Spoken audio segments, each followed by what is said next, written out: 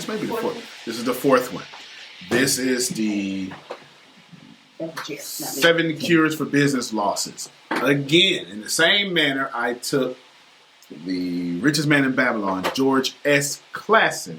The same manner I did that to George S. Clason. I took that, and over the last 8 years, been figuring out how can I make this business. It wasn't something I was trying to do so I could teach it one day.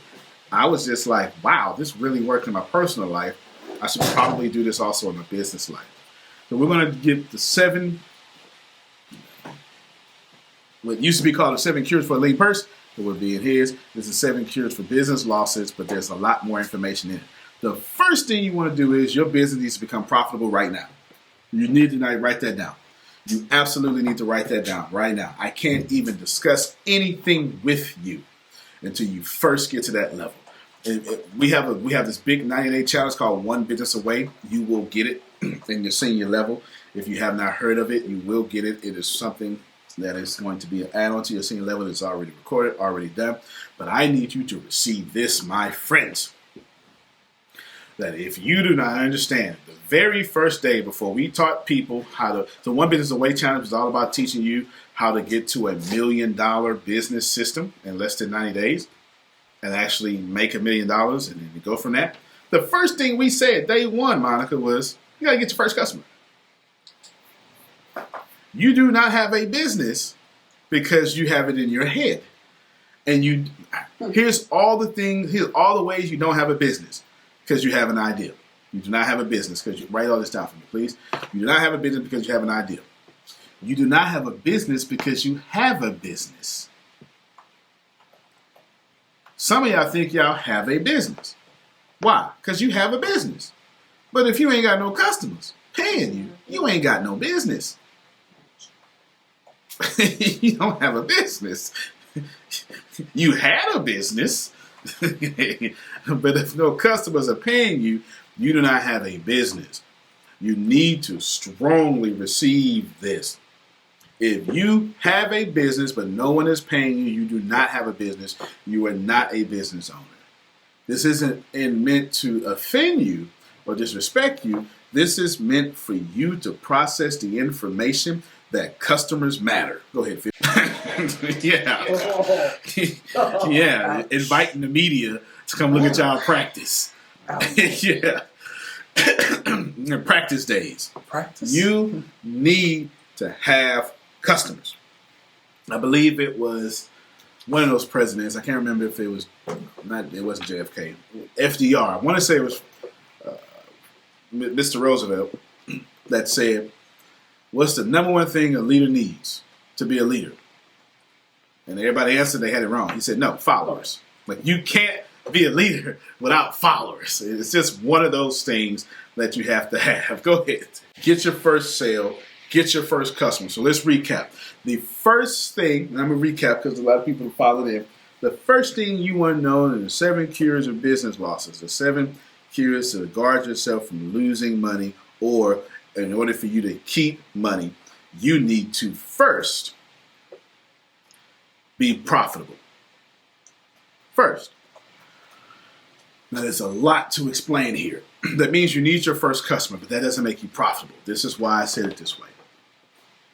It is going to be my attempt here to have all of you gather in your head before the end of this class that just because you have customers does not make you profitable. But we need to start being profitable. The first thing you need to do is start fattening your profit bank account. So let's talk. And let me recap for people who just came in. I said, recap and paste those in chat, Grace. I said, your business needs to become profitable right now. I said, you do not have a business because you have an idea. And then I hurt some more feelings. I said, you don't have a business if you have a business. If you have a business, that's not a business. Because you can have a business that made money 2 years ago, but you ain't had a customer since. You don't have a business. You have a liability. It's not a business. It's a liability. It is taking money out. The longer it exists without a customer, the more it costs you money. But Antonio, I'm not spending money. Well, ask yourself. Deanna, come sit over here. Ask yourself, if you're not spending money, but you spending time thinking about money, ain't thinking about money stopping you from making money? That's kind of common sense. If all you do is think about money, and it's actually thinking about money stopping you from making money. Because if you never move, you never got money. Old man in Texas under a shade tree mechanic told me, Tony, the man who spends all day trying to make money has no time to make money. If all you do is work all day, you ain't got no time for money, to make money, because you're too busy. Money is not being made hustling. As much as glorious as that sounds today, you need to do more than just work for money. Money needs to work for you. Trust me, Kathy would tell you, the more she spend in that kitchen baking cakes, is the more she ain't making money that she can get for baking cakes. Patty LaBelle got whole sweet potato pies, which actually are quite good. They're actually good. They taste like my grandma's sweet potato pie. And Walmart and stuff. But she ain't in the kitchen making that pie for all y'all. She finds a way to duplicate herself. So I have to warn you, which is true to my custom. I give you this foundation so I can keep walking. I have to warn you about a lot of stuff. Affy said she couldn't hear on Zoom. Affy, can you hear? Yeah, she was telling us that. She called in. She called in. The phone number was her, so I remember. Oh, got you. All right, cool. All right, cool. Now, let's break all this down. You need to figure out how many customers you need to get to so you can finally be profitable. I want all of you right now to think about that. How many customers do you need to get to for you finally be profitable? Not the profitable you understand, but the profitable that I defined in that first class.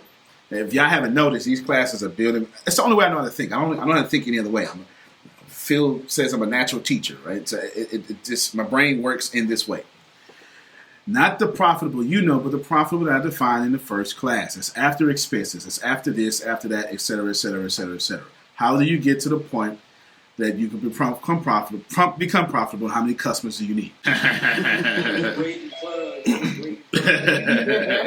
MarcusBuckingham.com, by the way. You can go ahead and put it in the chat. MarcusBuckingham.com. I'm a natural teacher, so my brain can only make things comprehensive. There's never scattered or sporadic teaching with me. It's all comprehensive. So if I teach a series of something, it will all stack on top of each other. That means if you miss one class, you're probably going to fail the test at the end. You got to get it all together. So what is profit? We already defined what profit is, but just in case you missed it, it's everything after all expenses are paid. Then there's profit. Expenses to include your salary, to include whatever. Therefore, how many customers does Serafia Business need to become profitable? It doesn't matter if you need 10,000 customers to make your first profit. You just need to hurry up and get to 10,000 customers. Let's talk. Some of you have a lot of money in the game. You had to go get a loan. Let's give you a really example. Who has had to get a loan for your business? Turn on your camera. I need some. I can only help you to the feedback that you give me. Turn on your cameras if you can. Just flicker real quick and give me some flicker real quick. Who has had to get a loan to fund your business? Anybody? Okay. Who has had to buy equipment to run your business? All right, Phil. All right, Phil. Kathy. Boom. Okay. What are other scenarios? Who has to pay people like employees or you? Okay, there you go. Workers, laborers, all you people. Okay, you can cut your camera back off now if you were enjoying yourself. That's cool. Let's need that participation real quick. Now, check me out. Thank you for cutting your camera on for that participation. That means you do not have profit yet until you paid off everything you had to spend. Mm. That's how you need to start thinking about your business. So if you have to pay people, you need to find out how many products do I need to sell that once I get to this amount, my people are automatically paid for the year. Which means some of y'all need to start selling stuff outside your company. Some of y'all do. It's called affiliate programs. Does it matter if it's somebody else's product? If it makes you money? It doesn't matter. I'm not telling you to do this. I'm just telling you some of you need to. I'm just telling you some of you need to. Some of you need to, because maybe your product is too expensive. So then go get someone else's product. Okay? Maybe your product is too expensive, so go get someone else's product. Either way, there is a product line that you have to get to make money. Everyone following this so far? So I want you to add up all your equipment, all your salaries, all of everything, and that number is what you need to go get first. And don't count yourself in business until you get to that number. Let's assume all of you need to sell 200 products to get to your first product. Why are you trying to get one customer at a time? It is true. To eat an elephant, you eat an elephant one bite at a time. But that was a philosopher that said that, not a business owner. Sorry. I'm just telling you what's up. A business owner, no, not even close. That is a philosopher's approach to eating an elephant. A business owner would eat that elephant quite differently. First off, Antonio, how would you eat the elephant? First off, I'd go live immediately and get some attention. Then I would sell tickets to be eating the elephant. You understand? Yes, you would. Then I would have my team chop the elephant up. Sorry to you vegans and you humanitarian people. It's all right. And then, in order to convince you, Kathy, to follow me, I have my whole team eating with me. I wouldn't eat the elephant one bite at a time. I have everybody eat with me eating the elephant how we want to eat the elephant. And then I would say, if you want to eat elephants, come follow us. That's how a businessman would eat elephants. Go ahead, Grace. After put a question in the chat, she says, but what if more business means more employee expense? Does it ever become profitable? Never. Never becomes more profitable. Never. That's the worst business model you could possibly have. And Affy asks a great question. If more business equals more employees, then you, my friend, are not in business. You're a self-employed person.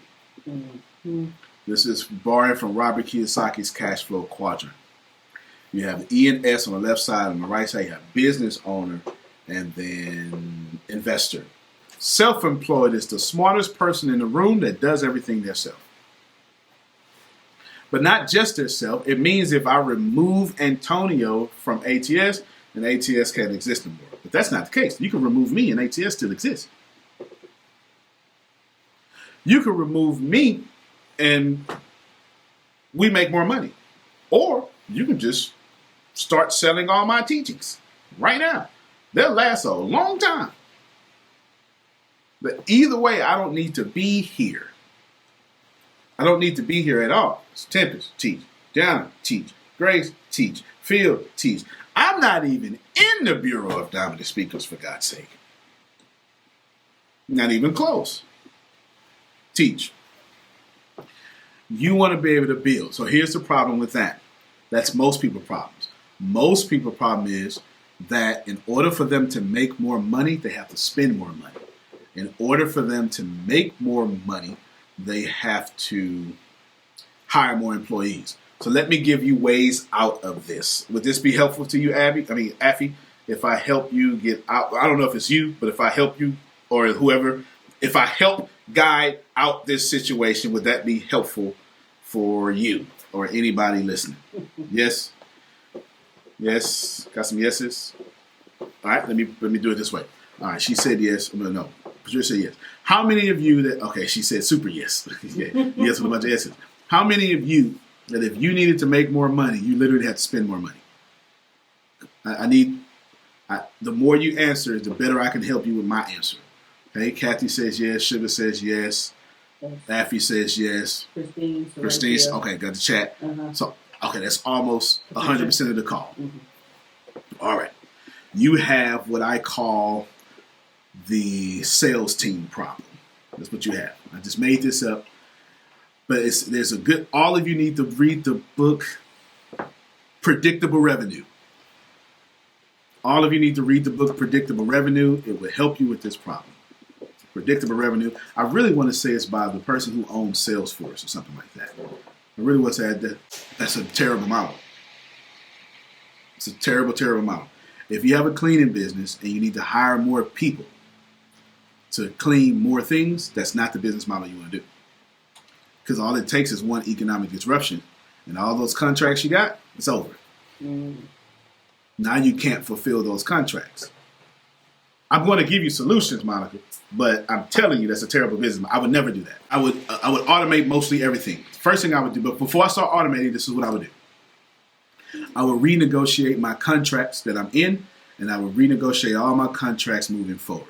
It means that I would negotiate the more I do, the less it costs me to do it. I'll explain.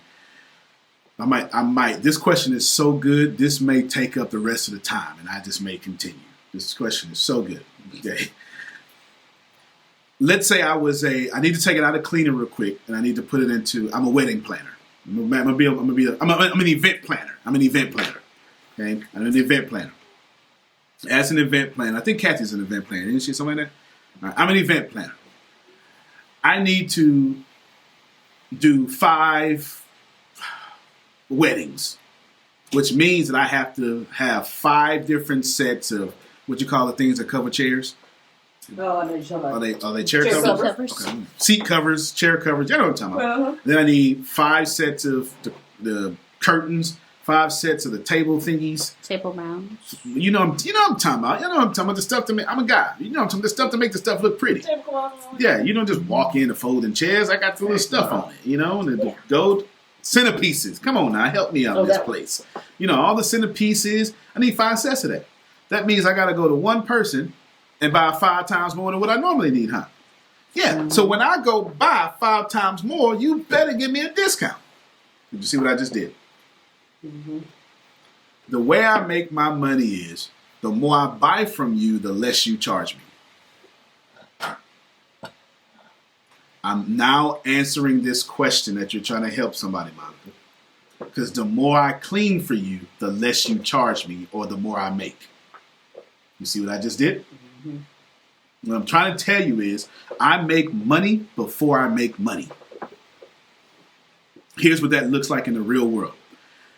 I buy 100 curtains for $100, $1 a curtain. Is that fair? That's probably not fair. That's fair? Okay. We'll make it fair for this illustration. But if I buy 500 curtains, it needs to be for 75 cents a piece. Mm-hmm. Mm-hmm. If I buy 1,000 curtains, it needs to be for 50 cents a piece. The more I buy, the less I should pay. The less I should pay. Yep. That's the only business model y'all should be on for scaling up. I can't move forward until everyone gets this. I want Affy to get this. I want Monica to get this. Because Affy asked a question that led to this. Mm-hmm. Monica's trying to help somebody. Could be Affy. I have no idea. It doesn't even matter to me. Mm-hmm. And then everyone else understand this. What I need y'all to understand. Okay, I got you down. What I need you to understand is the more I scale, the less it should cost me. That's the business model. This is why I call it the sales team problem. Because the sales team, because people think, oh, let's go get more salespeople. And I want to make more money. No. That is not what you're going to do. Because only 20% of those salespeople are going to make money anyway. And then now you just increased your salaries. You increase payroll.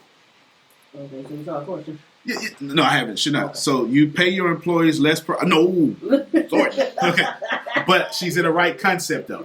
She's in the right concept. Yeah. You pay your employees less per hour? No. What you do is you pay them the same amount or more, but the money they make ends up being...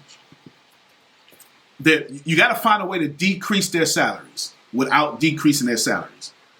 This question is most certainly going to take. I just decided it's going to take up the rest of the time. There's no way I can answer the other question because it's too much. It's too much meat here, and people are not.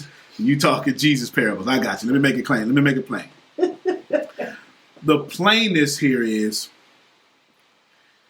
you need to focus more on the second sale because the second sale will always decrease your cost. And the second sale needs to happen as fast as possible for you, Affy. The second sale. Everyone needs to put "would you like fries with that" in your vocabulary as fast as possible. So when she does a contract with another place, it ain't about hiring people. It's, okay, would you like Clorox with that? Okay. No, I'm serious. Like, as I'm cleaning the building, okay, here is whatever my standard price is. Uh-huh. Now, we have add-ons. And you can add as much as you want. Do you want us air package deal? Okay. Do you want us to do? So we know you're doing Windows. We know you do. Go ahead, Monica. No, go ahead. Like a COVID Premier package or something. All right. So let's do this here. The COVID Premier package comes with disinfectant of all hard surfaces. Come on, keep talking. We're cleaning hard surfaces, but do you want us to disinfect and sanitize all hard surfaces of 99.9% of bacteria and viruses? That's it right there. Okay, she got it. And if you do, that check this out. That cost, let's say her price is Affy, how much you charge? How much you charge to clean a commercial building? This, at any case scenario, there doesn't have to be your best. I just need a price. There's some sort of price. It could be worst case scenario. You don't have to put me in your business. I just need some sort of price so I can tell you what I would charge for these add-ons. So while she's coming up with that, I'm going to make up a price. Let's say I'm on a monthly contract. You're paying me also monthly subscription. Okay, you're paying me $10,000 a month to clean this 70-story building. Everybody got me? Mm-hmm. Okay, no problem. For $10,000 a month, and let's say half of that goes to payroll for her. Now what I'm attempting to do is get rid of $5,000 a month in payroll. Everybody understand it? So every add-on is going to be $1,000 a month. Okay. And what I'm attempting to do is get the 5 add-ons with each contract. If my payroll is $5,000 and I'm getting $10,000, I want to eliminate my payroll. So if I add $5,000 of add-ons and I got to spend $5,000 in payroll, they cancel each other out. That's what I was gonna ask. And that's how you decrease your salary. It's the same people working, so you never cut their salaries, but that second sale eliminated your labor costs. And ask Affy if I just blessed her. You understand? It's the second sale. Blessing coming down. It's the reason why when you go to Walgreens and Eckerd's doesn't exist no more. Walgreens and CVS, I don't know. Walgreens and CVS and Walmart, the cashier says, "Would you like these 2 Snickers for 99 cents?" Guess what they're doing? That's the upsell. Mm-hmm. That's the second sale. That $2, that 99 cents is labor free because they're already paying the person for their job. So at the end of the day, that 99 cents goes on the bottom line. So if I can get 1,099 cents, I made $1,000 extra dollars today. And I only paid the cashier $7.25 an hour. So for $60 in labor, I made $1,000 extra dollars. And then what do I do as the first line manager? I'd say, listen, Tempest, we've noticed that you haven't pushed the upsells. And then you get in trouble. You get in trouble for not offering the upsells.